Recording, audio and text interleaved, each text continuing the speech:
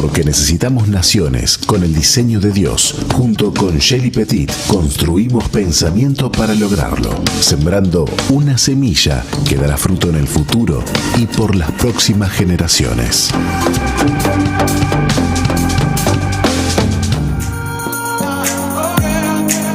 Seguimos adelante, amigos, aquí en Falta Uno, y tenemos ya en estos momentos para compartir el segmento, la columna de Construyendo Naciones junto a Shelly Petit. Estamos con las 7 esferas de la sociedad.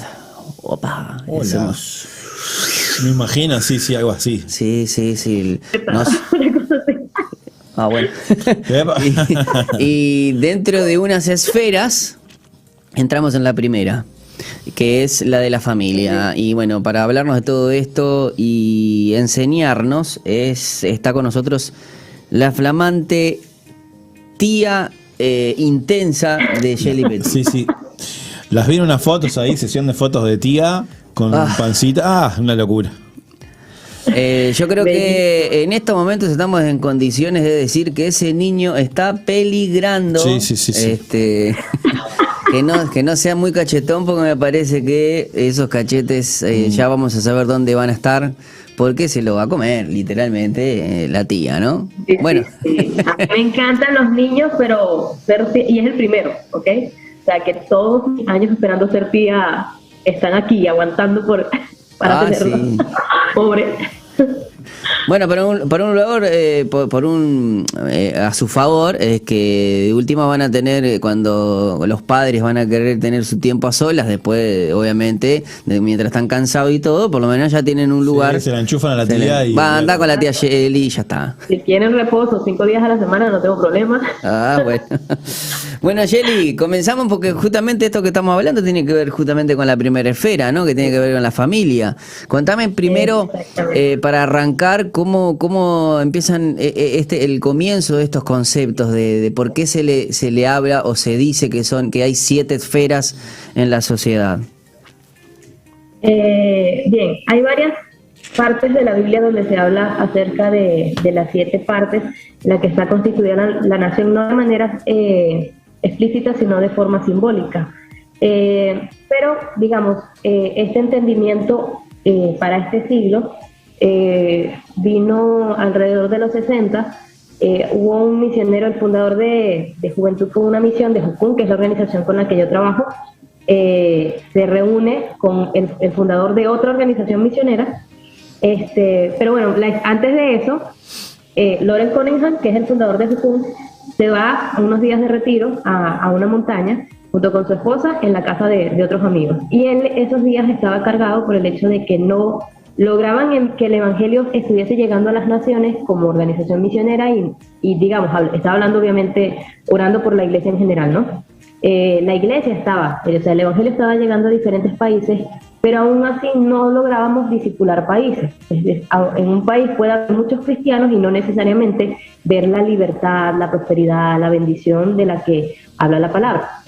Entonces comenzó a preguntarse, ¿no?, qué hacía falta, y Dios en uno de esos días que está allí en la cabaña, le revela que hay 7 áreas importantes de la nación que tienen un diseño y que son las áreas a las cuales la iglesia tiene que apuntar para discipular. Y él, todo emocionado, anota la lista y luego recibe una llamada del fundador de otra organización misionera, Bill Bright, que él es fundador de CRU, o Cruzada Estudiantil, ¿se conoce? Era su nombre anterior. Y entonces Bill Bright lo llama y le dice: Loren, tengo que reunirme contigo, ¿qué tal si nos reunimos en tal lugar y almorzamos y tal? Y se van a hacer almuerzo. Y Loren va todo emocionado para contarle lo que Dios le había revelado, pero antes de que Loren habla, Bill Bright saca una hoja y le dice: Dios me reveló cuáles son las 7 áreas a las que tenemos que impactar para discipular las naciones. Y Loren se queda así todo sorprendido porque eran las mismas áreas que Dios le había dado en los mismos nombres. Entonces, una semana, ellos hablan todos emocionados, y una semana después la esposa de Loren está viendo un programa de televisión cristiano y están entrevistando a Francis Schaeffer. No sé si lo conocen, pero Francis Schaeffer fue el teólogo, pensador cristiano y filósofo más importante del siglo XX, y Francis Schaeffer, que es de Europa. O sea, Bill Wright y Loren están en Estados Unidos y no directamente trabajan ni están conectados con Francis. Él en el programa de televisión comienza a hablar de estas áreas en las cuales está dividida la nación, y eran las mismas que ellos habían recibido. Obviamente podrás imaginarte la emoción de nos pasa en la iglesia, ¿no? Porque después que el Espíritu Santo viene sobre nosotros, esa es la manera en la que Dios está revelando su palabra a la iglesia, que no pasaba en el Antiguo Testamento, donde era uno el que recibía la visión para el pueblo.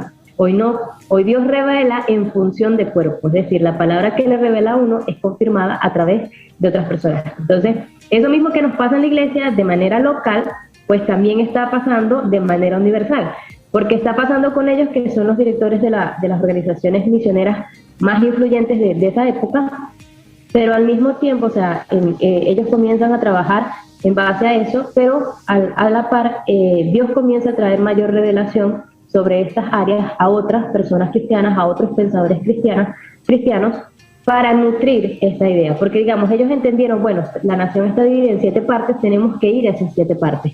Pero no sirve nada más que yo como, por ejemplo, si yo como cristiana me gusta la política, no sirve nada más que yo vaya a hacer política y ya.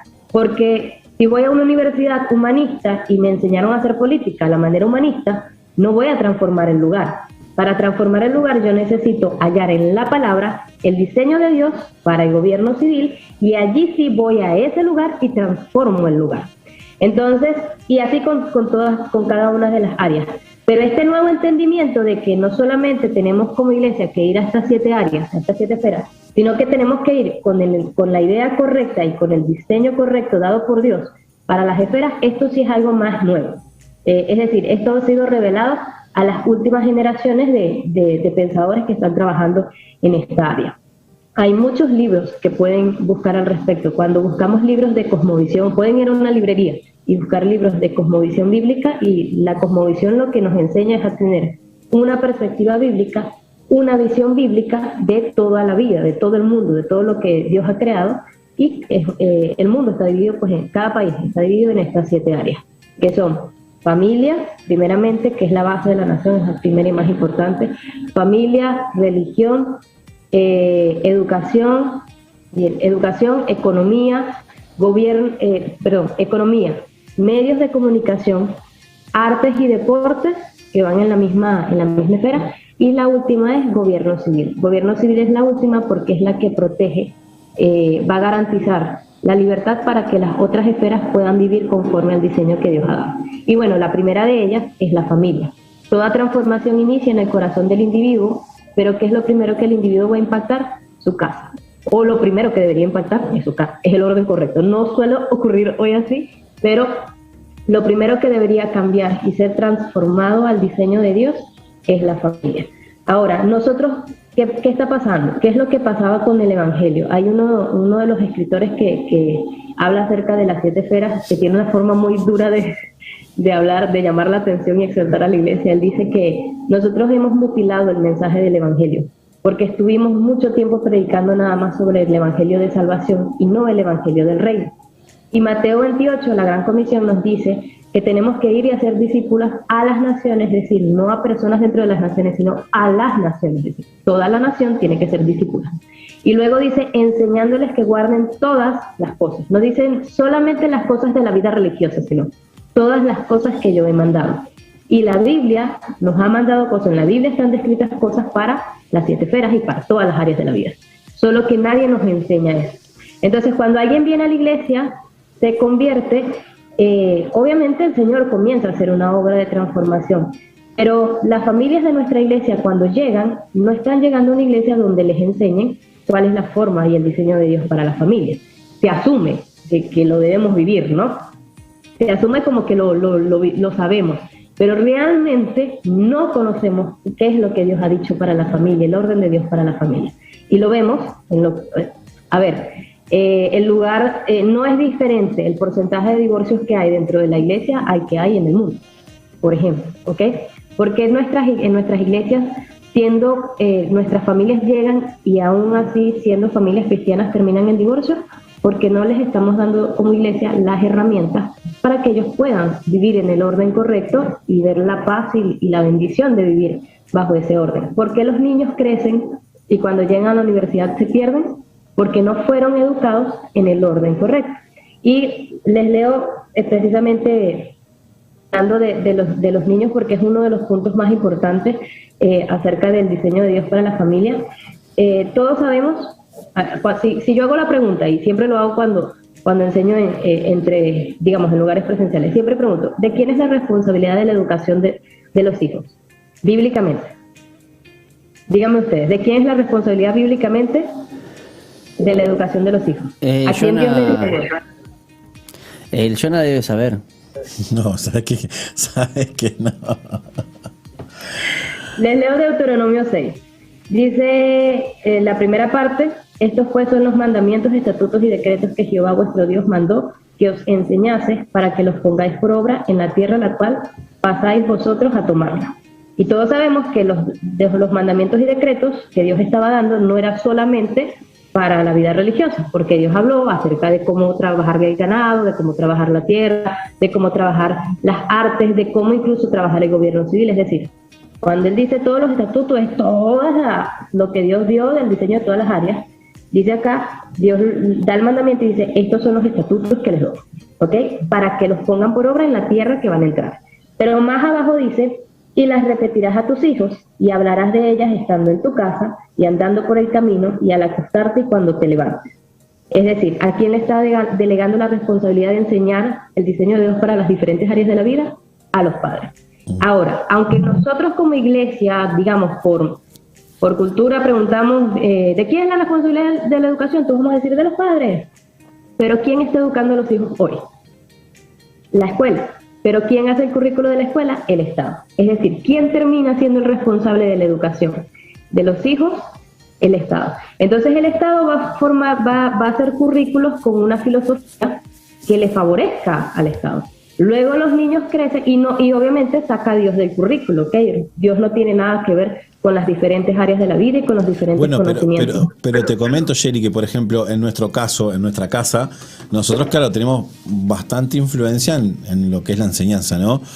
Y nos ha pasado que nuestro hijo, por ejemplo, Lautaro, han hablado, por ejemplo, en la escuela, alguna maestra se ha puesto a hablar de alguna situación donde se quiere inculcar algo de género y todas las cosas que ya sabemos que quieren hacer hoy en la escuela, y él le pide para levantarse y salir al patio hasta que terminen de hablar y después entrar. O sea, imagínate vos la maestra, la capacidad de decidir porque ya sabe. Claro, y la maestra que debe pirar de todos colores porque no es muy común. O sea, maestra, hay muchos padres que... Esto me lo enseñan en casa. Ella sabe, tiene claro qué es lo que puede decir y qué no, ¿no? Y qué cosas puede tolerar y qué cosas no. Y eso la verdad que nos llamó la atención. Pero porque se lo enseñaste. Claro. Sí, será importante. Entonces, eso debería ser así en todos los hogares de la familia cristiana. Es decir, todos nuestros padres deberían saber que ellos tienen autoridad y ellos deciden qué es lo que la maestra puede enseñar y qué no. O sea, hay áreas que nos pasó no también nos pasó también con el último pre-campa que hubo, un Zoom que hizo nuestro apóstol con los adolescentes, donde le enseñó algunas leyes y algunas cosas que ellos podían refutar en el aula, ¿no? Por ejemplo, cuando ellos pueden hablar y ellos pueden creer y decidir creer en lo que ellos quieran, ¿no? Entonces viene mi hija Ciara y me dice, mirá, papá, lo que nos enseñó el apóstol, yo puedo nombrar esta ley para que me defienda a la hora de cuando mi maestra me diga que no puedo hablar de Dios, por ejemplo. Entonces, qué importante es la enseñanza en la iglesia de eso, ¿no? Exactamente. Pero ¿en cuántas iglesias sucede eso? Bueno, no sé. La verdad no tengo ni idea. A ver, tú me estás nombrando eso y pocas veces, sí. O sea, supongo que en Uruguay pasa muy poco. O sea, ahora en Venezuela se habla un poco más de estas cosas porque todo este movimiento está entrando, ¿no? Pero hasta hace poco, no, nunca. Yo tuve, o sea, quienes crecimos en familias cristianas que han sido cristianas de generación en generación, tenemos la fortuna de que ya de una generación a otra ya pasa el entendimiento de que, sí, yo tengo que enseñarle a mi hijo lo que está bien y lo que está mal. Pero generalmente cuando una persona, un matrimonio nuevo llega, si no se le enseña eso, va a pasar que claro, no va a estar pendiente de lo que le están enseñando al niño en el colegio, de qué puede y qué no puede, muchísimo menos saber cuáles son las leyes que lo protegen como padre, que protegen lo que su hijo escucha dentro de la escuela. Pero esto, o sea, lo que Dios le demanda a los padres y a los padres cristianos es que asuman precisamente, que entiendan la responsabilidad que tienen ellos, de qué es lo que sus hijos están recibiendo en la educación. Claro. Porque aquí dice, te las repetirás en tu casa y andando por el camino, y al acostarte y al levantarte. Esos siguen siendo centros educativos.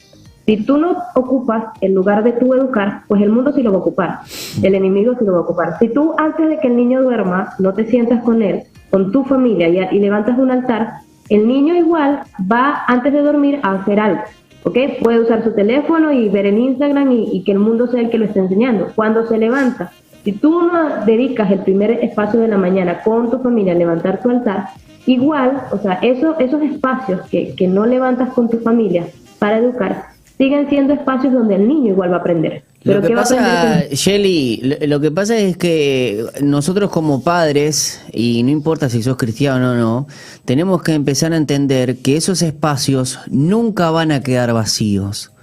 Esos espacios están para ser llenados.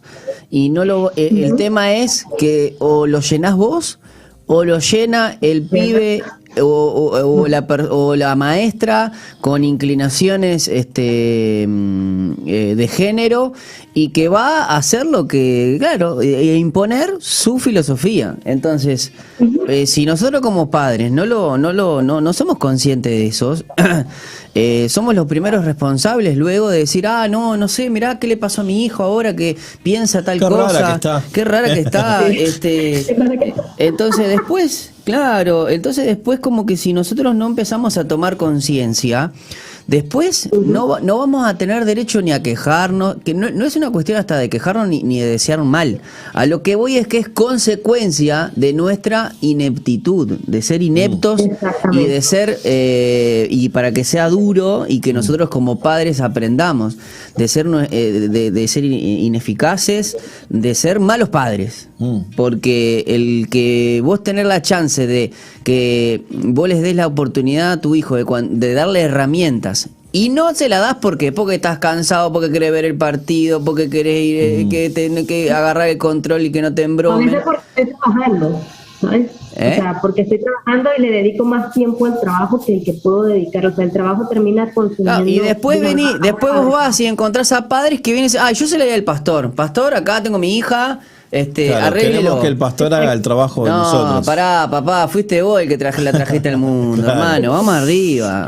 Después andas llorando por los rincones pidiendo oración, ¿entendés? O te mandás un mensaje a consejería, claro. No sé qué hacer con mi hija. Y bueno, nosotros vamos a poder hacer lo que vos vamos a hacer, quizá vamos a poder hacer lo que vos no hiciste, claro. Pero después no somos responsables. No estás las 24 horas con ellos. Y no, pero entonces es así. Después no podemos como padres pretender que nuestros hijos y nuestras hijas, hay una parte académica que sí, hay que darle, y el lugar lo tenemos que tener nosotros, el ejercer, el aprender a ejercer autoridad.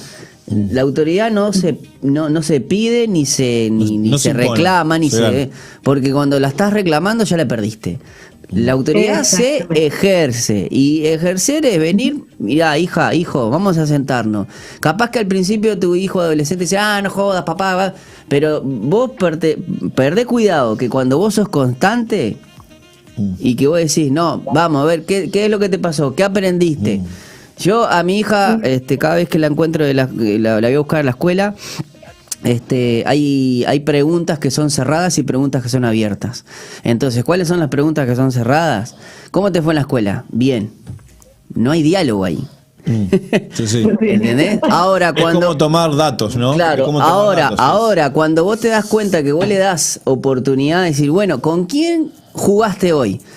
Bueno, hoy jugué con fulano. ¿Y qué aprendiste? Aprendimos de esto.